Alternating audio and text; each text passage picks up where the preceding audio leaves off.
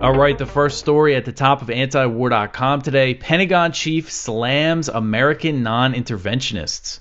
So Secretary of Defense Lloyd Austin has hit out at Americans who prefer a less interventionist foreign policy, smearing them as isolationists who want to see the U.S. retreat from responsibility.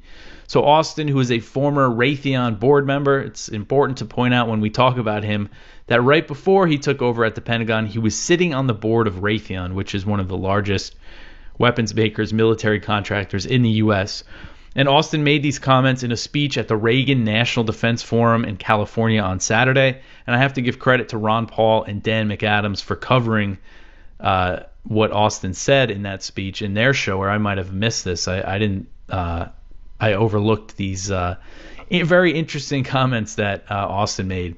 So he said, quote, in every generation, some Americans prefer isolation to engagement, and they try to pull up the drawbridge. They try to kick loose the cornerstone of American leadership, end quote. The Pentagon chief accused less interventionist Americans of trying to, quote, undermine the security architecture that has produced decades of prosperity without great power war, end quote. So it's interesting that he says that there has been no great power war. Well, he's been the one that has overseen this policy, this Ukraine policy of shipping, dumping, billions and billions of dollars worth of weapons into Ukraine to fuel a proxy war with Russia, this great power, this major nuclear power.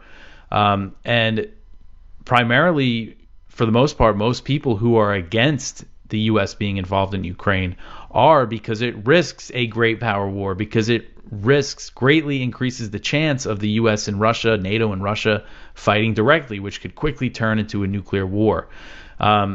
So it's just worth pointing out that he's responsible for all these increased tensions between the U.S. and another great power like Russia, and he's also overseeing this huge military buildup over in the Asia Pacific, increasing tensions with China.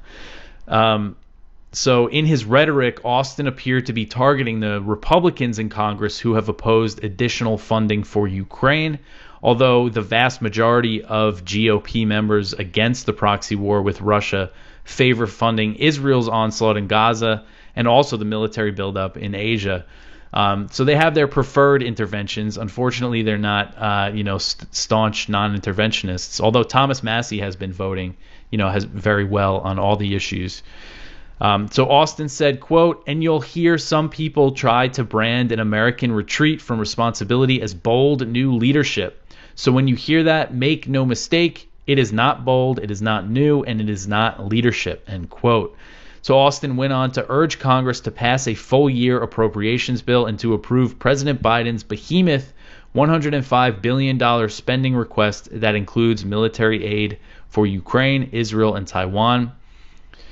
Austin said, quote, our competitors don't have to operate under continuing resolutions, and so doing so erodes both our security and our ability to compete, end quote. It sounds like he's complaining about democracy in the process that Congress goes through to approve funding and to approve funding all these wars overseas. He wants to just do it much quicker, it sounds like.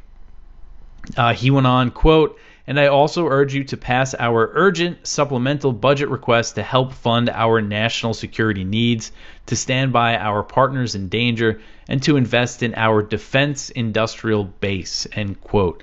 So this is common rhetoric now that we see from the Biden administration, that supporting Ukraine in the war against Russia is great for the American defense industrial base. And we'll have more on that in another story, but I just wanted to include this tweet from Massie, who was criticizing this rhetoric from the Biden administration. He wrote on Twitter or X, quote, believe them when they tell you funding these wars is mostly about enriching America's military-industrial complex. The plan is to revitalize the defense industrial base. Ending the war in Afghanistan was tough on profits. Note, DIB is the new Mike, end quote. So DIB is the abbreviation for Defense Industrial Base, and then Mike is the abbreviation for Military Industrial Complex. So I think Massie made a good point there.